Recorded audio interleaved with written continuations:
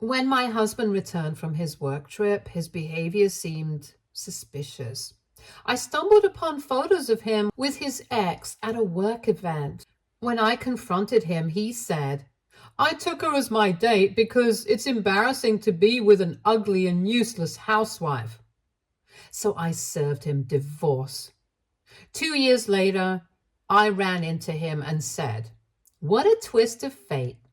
Hello, my name's Harper and I'm 32 years old. I think I have a pretty good revenge story to tell you, and it revolves entirely around my ex-husband, Cedric.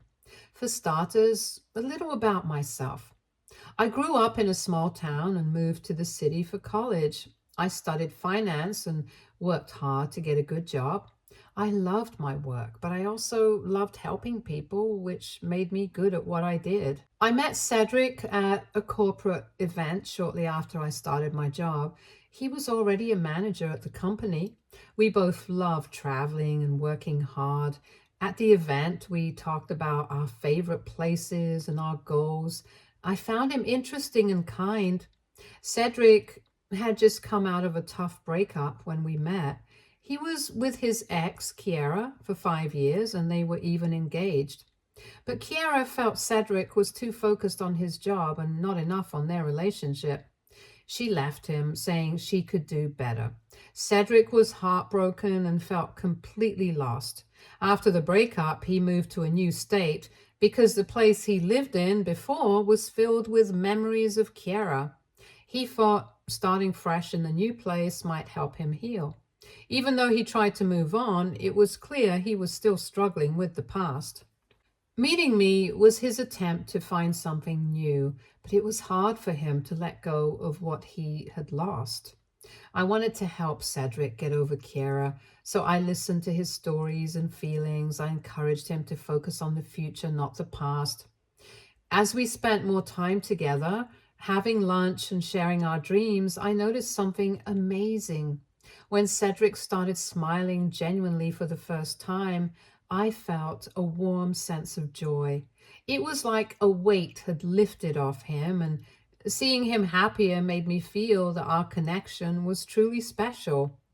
It was wonderful to know that I was helping him find happiness. As we grew closer, Cedric and I realized we had a strong connection. We started dating 6 months after we met. Our relationship felt natural and easy. We supported each other in our careers and shared many happy moments. After 2 years of dating, Cedric proposed and I said yes. We got married and began our life together. At first, things were good. We both had demanding jobs. I worked as a financial analyst, which meant long hours and lots of numbers. Cedric was a senior manager of a different department in our company. He was always busy with meetings, projects. We loved both our work, but it started to take a toll on our marriage. Initially, we supported each other and celebrated our successes together, but as Cedric moved up in his company, he became more stressed and distant. He started coming home late and working on weekends, and I also had a lot on my plate, but I tried to keep our home running smoothly. One evening, I was feeling overwhelmed. I had a big project at work, and there was so many chores to do at home. I asked Cedric if he could help me out with some of the housework, and he looked at me, and I could see the frustration in his eyes. "Cedric, could you please help me with the laundry tonight? I have so much to do." "Are you serious, Harper? I just got home from work. I'm exhausted." "I know you're tired, Cedric, but I'm tired too. I need some help. It's just one load." "I can't believe this. I work all day and you expect me to come home and do more work? I want to relax." "It's not like I'm sitting around doing nothing, Cedric. I work too, and I handle most of the chores at home. I just need a little help." "I don't have the energy for this, Harper. You should be able to manage it yourself. It's not that hard." "That's not fair, Cedric. I manage so much already. I'm just asking for a little support." "Support? You want support? How about you support me by not adding to my stress? I need to unwind when I get home." I understand you need to relax, but I'm asking for us to share the responsibilities. It's not just my job to take care of everything. You think I don't know that? But I can't deal with this right now. I'm swamped at work, and now you want me to do laundry too? It's too much. I'm not asking for much, Cedric. Just one load of laundry. It's not like I'm asking you to do everything. It feels like you are. Every day it's something new. I need a break, Harper. I can't keep up with all of this. And I can't keep doing everything on my own. I'm trying my best here. I need you to meet me halfway. Halfway? This doesn't feel like halfway. It feels like you're piling on more work for me. I can't take it. I'm not trying to make things harder for you. I just need help. I'm struggling too, Cedric. Can't you see that? All I see is more stress. I'm already at my limit. I can't handle this right now. Fine, if that's how you feel. But I can't keep doing this alone. I need you to step up sometimes. And I need you to understand that I need time to relax. This isn't fair to me either. I'm not trying to be unfair. I'm trying to find a way for us to manage everything together, that's all. Well, it's not working. I'm too tired to argue about this anymore. Do whatever you want. I couldn't believe how selfish Cedric was being. He was not the only one with lots of work and pressure. I didn't want him to take on every chore in the house. I just wanted him to help me out once. I felt so hurt and alone in that moment that I wanted to do nothing more than leave. When I finally calmed down, I convinced myself that since Cedric was in a higher position, he was probably feeling a lot more pressure than me at work. So I continued to let him treat me the way he always did. Dumb move, I know. Eventually, our marriage started to feel like we were living separate lives. We barely spent time together, and when we did, it often ended in arguments. I missed the Cedric I first met, the one who was kind and supportive. Now he was always tired and irritable. I felt lonely and unappreciated. Despite everything, I still loved him. I hoped things would get better, but deep down, I knew our marriage was falling apart. I was giving my all, but it wasn't enough for Cedric. He was too wrapped up in his work to see how much I was struggling. Eventually, things came to a breaking point. A little before everything went downhill for Cedric and me, my mother had fallen really sick. She had been admitted to the hospital, and being her only child, I wanted to be there for her. Surprisingly, Cedric helped me out quite a bit during this time. He made sure there was hot food on the table for me every evening when I returned back home, and sometimes even draw me hot baths to relax in after a tiring day. By this point, I really thought that our marriage was going to get better. Boy, was I wrong. One evening, Cedric came home and announced that he was going on a business trip in 2 days. My heart sank. Harper, I have to leave for a business trip in 2 days. Cedric, this isn't a good time. My mom is really sick and I need you here for support. Harper, I can't change this. The trip is really important for my career. But Cedric, I need you here. I can't handle everything on my own right now. I need your support. I get that, but this trip is crucial. I can't just cancel it. You'll manage without me for a few days. It's not just a few days, Cedric. My mom needs me and I need you. I'm asking for your help. Harper, my career is on the line here. This trip could make a big difference for me. I can't pass it up. Why does it always have to be your career first? What about our family? What about me? You know how important my job is. I've worked hard to get where I am. I can't risk it by skipping this trip. And I've supported you every step of the way, but right now I need you to support me. Please, Cedric, stay. I understand your stress, but there's nothing I can do. This trip is non-negotiable. You'll have to handle things without me. I can't believe you're being this dismissive. It's like you don't care about what I'm going through. It's not that I don't care, Harper. It's that I have responsibilities too. I can't just drop everything because of a family issue. A family issue? My mom is seriously ill, Cedric. That's not just a minor issue, it's a crisis. I know it's serious, but I've committed to this trip. I can't back out now. We'll talk more when I get back. I don't need to talk more when you get back. I need you here now. Can't you see how much I'm struggling? Harper, I'm sorry, but my decision is final. I have to go. I hope you understand. No, Cedric. I don't understand. I don't understand how you can just leave when I need you the most.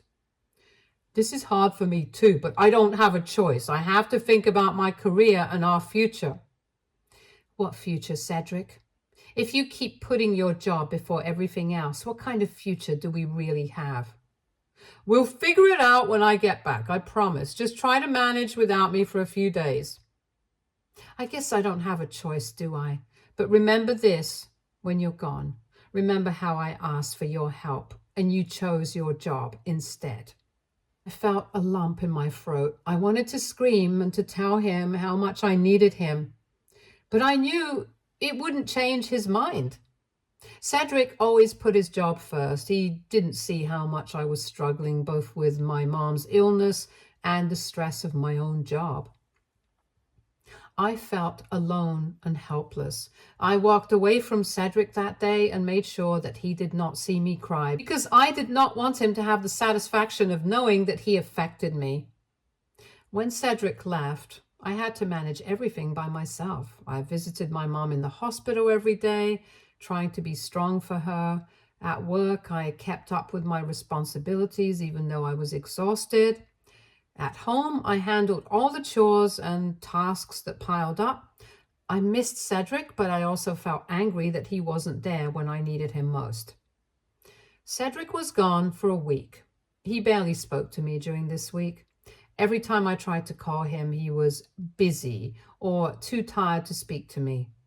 That did not ease my anger towards him at all. When he finally came back, he seemed different.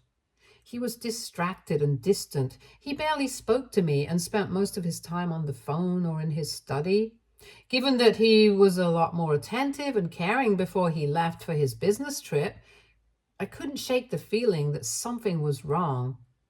One evening, I decided to talk to him. Can we talk?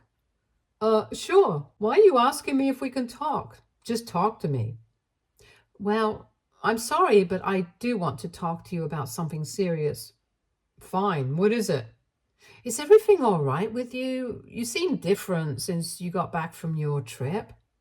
I'm fine, Harper. Nothing to worry about. It doesn't seem that way. You've been distant and distracted. What's going on? I told you, everything is fine. I've just been busy. Busy with what? You barely talk to me anymore. I feel like you're avoiding me. I'm not avoiding you. I've just got a lot on my mind. A lot on your mind? Like what? You can talk to me, Cedric. I'm your wife. Look, Harper, I don't want to talk about it. Can we drop this? No, we can't drop this. I'm worried about you. You've been acting strange ever since you came back. I don't know what you want me to say. Nothing happened. I'm just tired. Tired? You've been tired for a week, Cedric. I know something is wrong. Why won't you just tell me? Harper, please, I don't have the energy for this right now. Can we just let it go? Let it go? I can't let it go when you're shutting me out. We need to talk about this. There's nothing to talk about. I'm fine. End of discussion. No, it's not the end of the discussion. I need to know what's going on. Why are you being so secretive? I'm not being secretive. I just don't want to argue. Can we please just leave it alone? I can't leave it alone, Cedric. This is our marriage. We need to communicate. You can't keep brushing me off. I'm not brushing you off. I just don't see the point in dragging this out. Dragging this out? I'm trying to understand what's going on with you. Why can't you see that? I see it, but I don't have anything to say. I'm fine. You're making this a bigger deal than it is. I'm making it a big deal because it is a big deal to me. You're acting like you don't care at all. It's not that I don't care. I'm just tired of talking about it. You're tired of talking about it because you don't want to face whatever is really going on. I deserve to know the truth, Cedric. Harper, please just drop it. There's nothing more to say. Fine, if that's how you want it, but don't expect me to keep quiet forever. We need to resolve this. But everything wasn't fine. He was avoiding me and acting strange. My gut feeling told me something was off. I couldn't ignore it no matter how much I tried to convince myself otherwise. Days turned into weeks and Cedric's behavior didn't change. He was always preoccupied and never really present. I felt more alone than ever. I tried to keep myself busy, taking care of my mom, working hard at my job and managing the house, but the nagging feeling in my gut wouldn't go away. I started to notice little things. Cedric would come home late without explanation. He would get defensive if I asked him about his day. He never used his phone around me. And even if he did, he'd make sure to tilt the phone away from me so I wouldn't see a thing. His phone and his laptop were always glued to his person. And believe me, that only made things worse in my head. One day, while cleaning his study, I found a USB drive. I know it's wrong, but curiosity got the better of me, and I plugged it into the computer. My heart dropped when I saw the photos.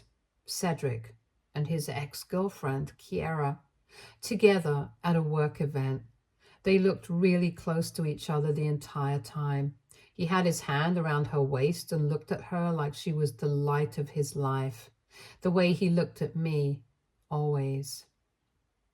And then came the picture where he was straight up kissing her. My suspicions were confirmed. My hands shook as I scrolled through the pictures.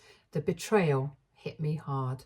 My stomach twisted into knots. I felt sick and dizzy. Tears streamed down my face as I tried to process what I was seeing. How could Cedric do this to me? I had been so supportive, especially when he was dealing with his breakup with Kiera. He told me that Kiera was never going to be somebody I had to worry about because I had completely replaced her and shown him what true love meant. And now, here they were, together like nothing had ever happened. Was everything between us a lie? Did I really mean that little to him? I waited for Cedric to come home. It was late as usual. When he walked in, I was sitting in the living room, the USB drive in my hand. He looked at me and sighed, already knowing what was coming. Cedric, what is this? It's exactly what it looks like, Harper. I took Kiera as my date to the event. How could you do this to me after everything we've been through and all the support I've given you? I took her because it's embarrassing to be with someone like you. Embarrassing? What are you talking about? You heard me. It's embarrassing to be with an ugly and useless housewife like you. How can you say that? I've been here for you through everything. I've supported you in every way I could. Well, it wasn't enough. Kiera is everything you're not. She's beautiful, successful, and confident. That's not fair, Cedric. You can't just compare me to her. I've done my best for us. Your best isn't good enough. Kiera understands what it means to be successful. She knows how to support a man like me.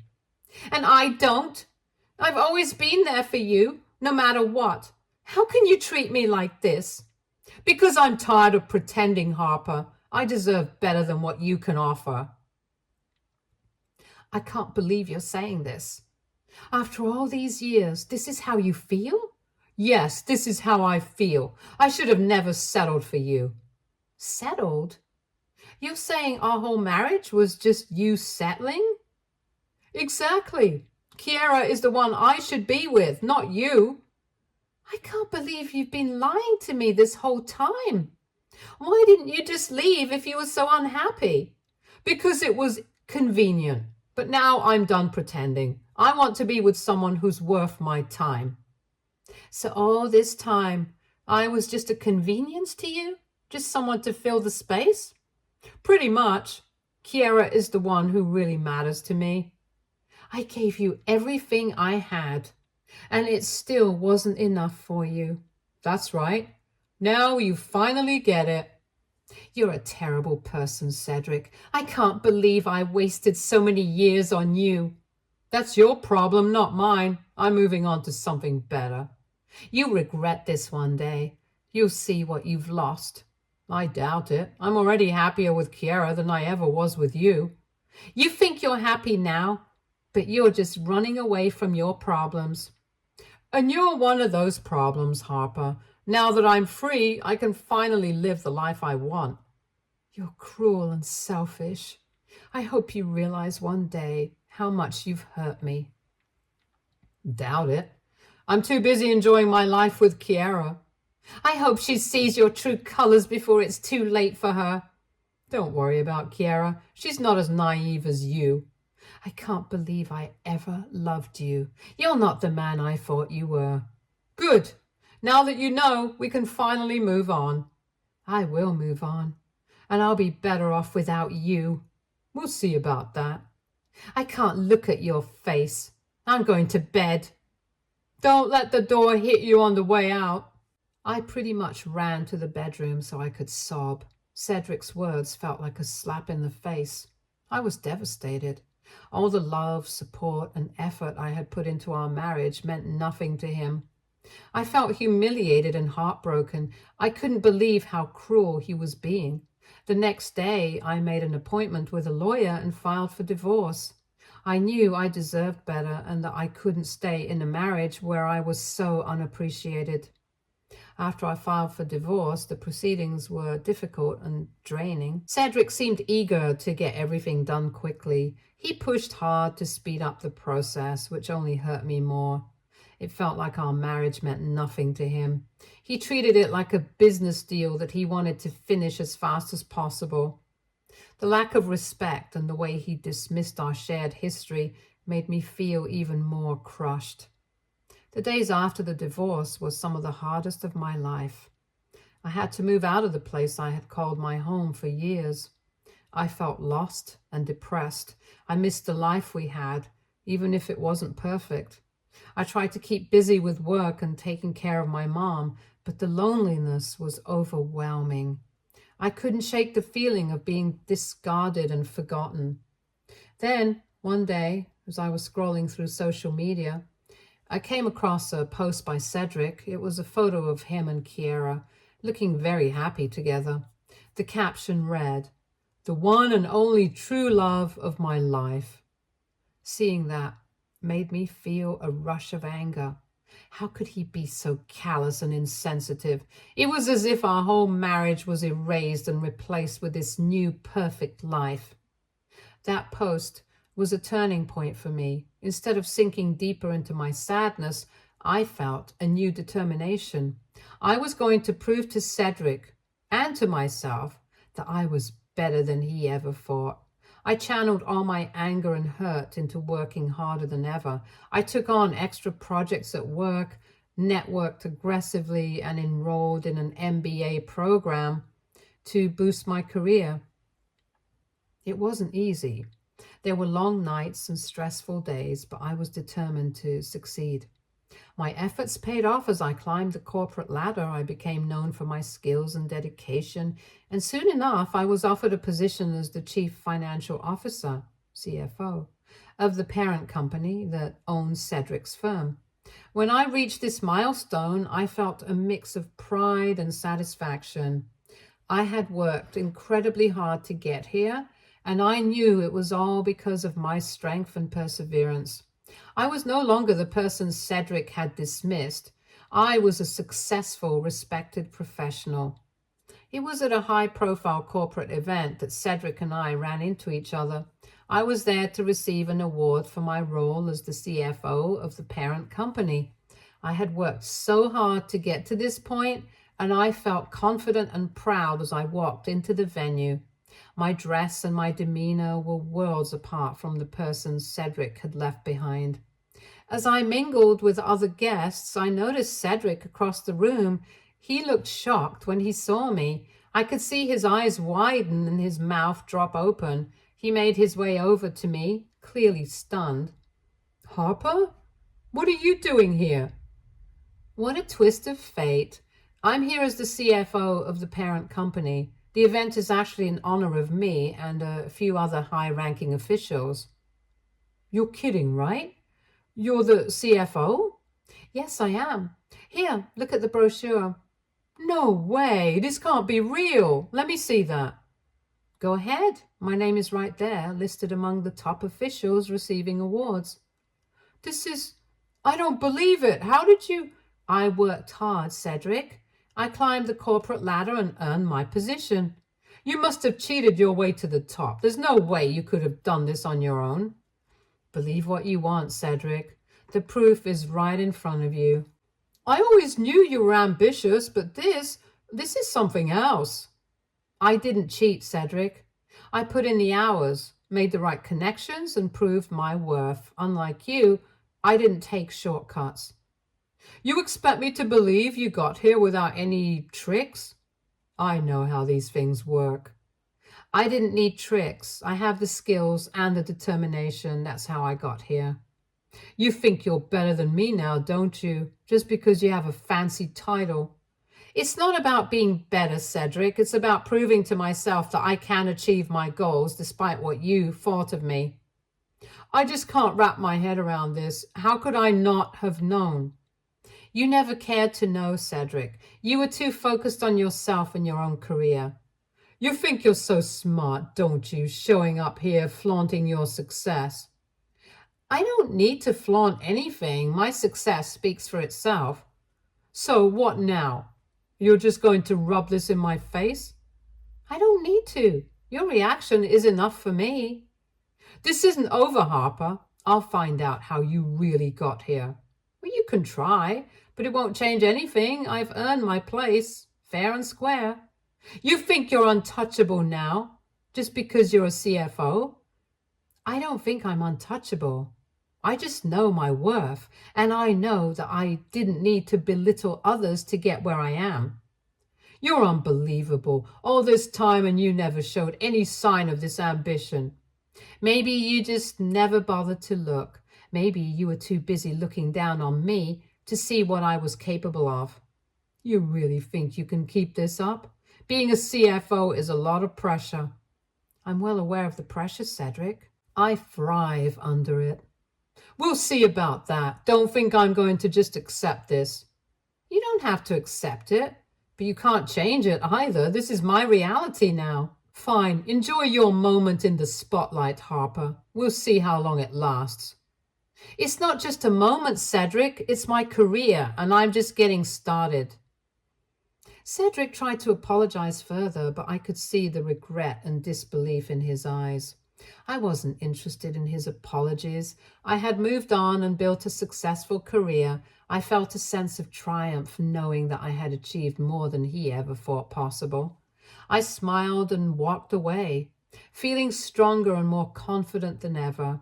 After the event where I ran into Cedric, I heard about his situation through workplace gossip. It seemed that word about his struggles had made its way to me. I learned that Cedric's career had started to falter badly. His performance suffered because of the pressure and embarrassment of knowing how successful I had become. His colleagues had lost respect for him, and things became increasingly difficult for him at work. Hearing about Cedric's downfall gave me a strange sense of satisfaction. I had worked so hard to prove him wrong, and now it felt like I had truly succeeded. Knowing that my success had gotten under his skin and impacted his career made me feel that my efforts had been worth it. It wasn't just about revenge, it was about showing that I was more than he had ever believed. As for me, I continued to thrive in my career. I was respected and admired by my peers, and I found peace in my accomplishments. I had achieved something significant and proved that I was far from ugly and useless. My professional success was a testament to my hard work and determination. I feel proud of how far I have come. My life has turned around in ways I never thought possible. I'm happy and confident.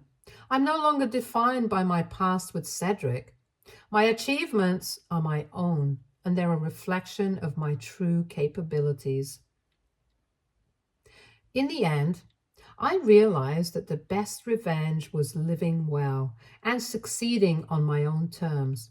I found fulfillment and happiness in my career and my life, showing that I had grown stronger and better than ever. My new beginning is filled with promise, and I'm ready to embrace whatever comes next with strength and grace. Thank you for listening to me.